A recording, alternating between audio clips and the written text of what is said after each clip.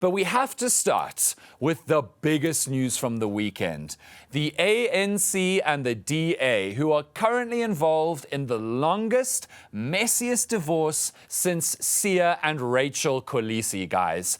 Ever since the two parties began their haters-to-lovers relationship that we call the Government of National Unity, it's truly felt like an arranged marriage that neither of them wants to be in. Truly, it feels like the Gogos got together and chose two people to get married so that these sworn enemies would tie the knot and bring peace. The Gogos in this case, of course, were Helen Zille and Cyril Ramaphosa. Now, Helen is literally a Gogo, but let's be honest, they both have huge Gogo energy.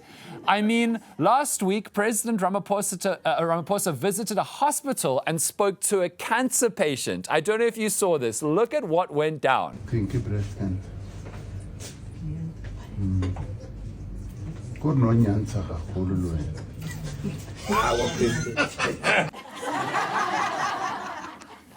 Now, if you miss that or don't speak the right language, the patient has breast cancer, and the president decided that the right thing to say was, too much breastfeeding, which is such a crazy thing to say. Now, I know he meant it as a joke, but that is such a classically weird thing to say. It's the kind of thing that a Gogo says, guys. You've all had that moment where a Gogo has just said something and you're like, I mean, maybe. Like we don't get it. We really don't get it. Like, we get it, but we don't get it. Huge Gogo behavior from President Ramaphosa. Now, over the last year, the ANC and the DA have fought many times over the Bailer Act, National Health Insurance, the Expropriation Act, Budget 1.0, Budget 2.0, and every single time, the DA has threatened serious consequences if the ANC ignores their objections. But every single time, the ANC just ignored the DA's objections, and sometimes with a level of disregard that can only be described as new phone who dis energy. The DA has tried to stop them. They've tried to use the courts. They've had the odd victory, including their very significant win stopping the VAT increase along with the EFF. But overwhelmingly, the ANC has ignored their biggest governing partner's objections and done exactly what they pleased. President Ramaphosa clearly believes that the DA enjoys being in government too much to actually walk away. And so each time the DA threatens to do something dramatic, he just calls their bluff. It's like when a child has a tantrum and then they tell their parents that they're leaving home and packs a bag and even storms out of the house down the street. You know your mom isn't going to follow you down the street. You know your mom knows that you're not serious. That kid is going to turn right around in under 60 seconds. That's basically been the DA for the last year. But then, last week, all hell broke loose because President Ramaphosa fired Andrew Whitfield, a DA deputy minister, for taking an unsanctioned trip to the United States earlier this year.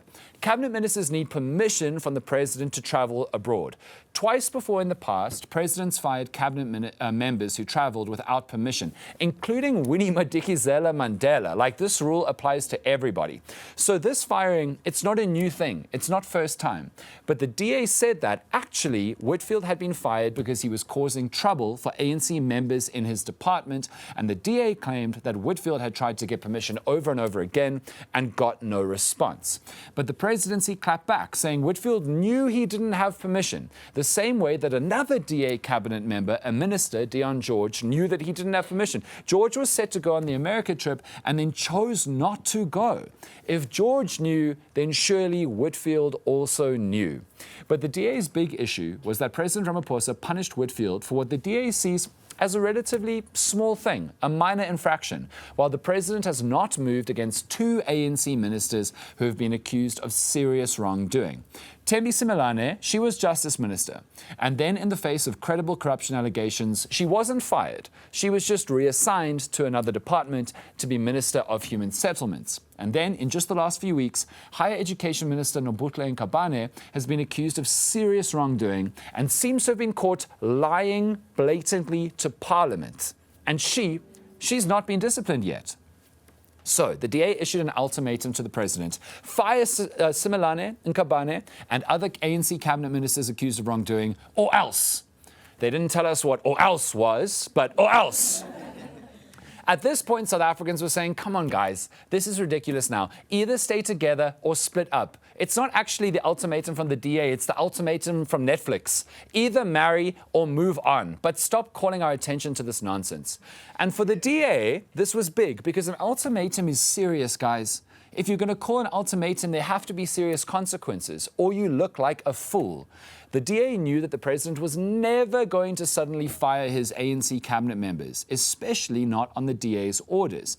So when they made that ultimatum, they bound themselves to serious action or losing face.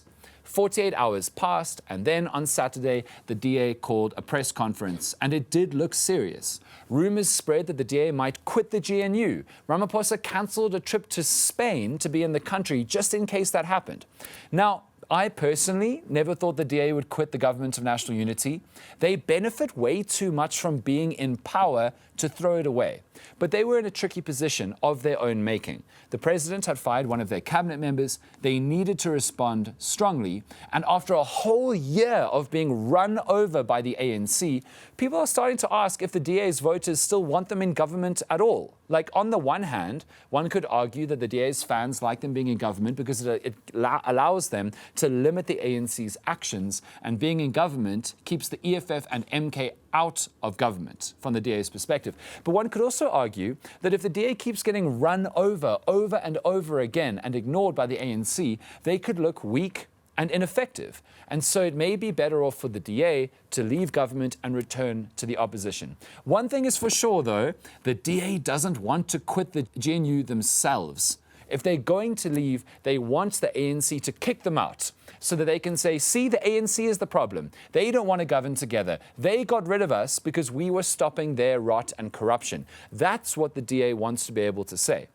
But if that's the case, if they won't quit on their own, then what serious consequences were they going to announce on Saturday at 3 p.m.? What could be serious enough for the ultimatum besides walking away from the GNU?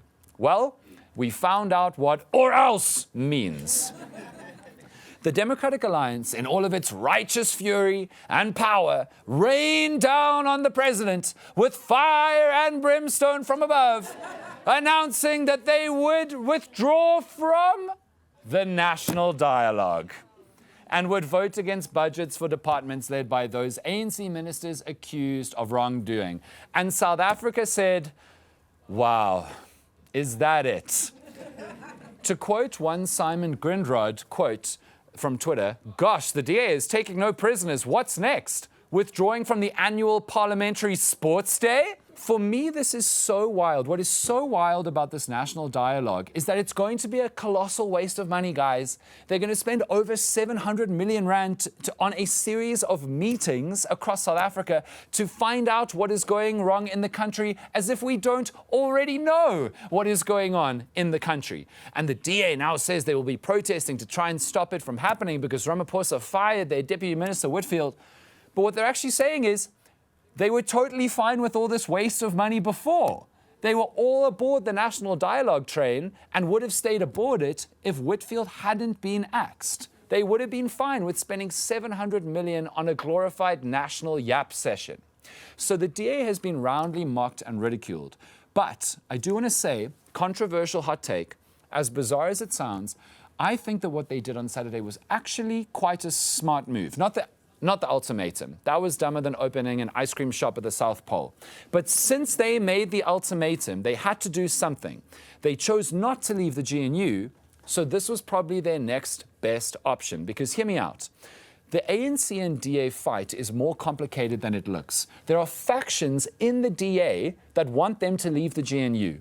And there are factions in the ANC that want Ramaphosa to kick the DA out of the GNU. None of these factions are winning right now, but they're getting louder and stronger with every time the parties fight like this. Ramaphosa and Steenhuisen are trying to hold on to their positions, but they're under mounting threats from within their own parties. And what the DA did seemed tailor-made to piss off ANC members who want the DA kicked out, right? Then the DA working against the national dialogue and voting against government departments is literally them acting as opposition to the GNU from inside the GNU. That announcement infuriated many ANC members, and reports are now suggesting that the lobby to kick the DA out of the GNU and the ANC is getting louder. Remember, the DA wants to be in the GNU, but if they're going to leave it, they want the ANC to boot them out. Their announcement on Saturday has made it even harder for Ramaphosa to resist the calls from within his own party to let them stay.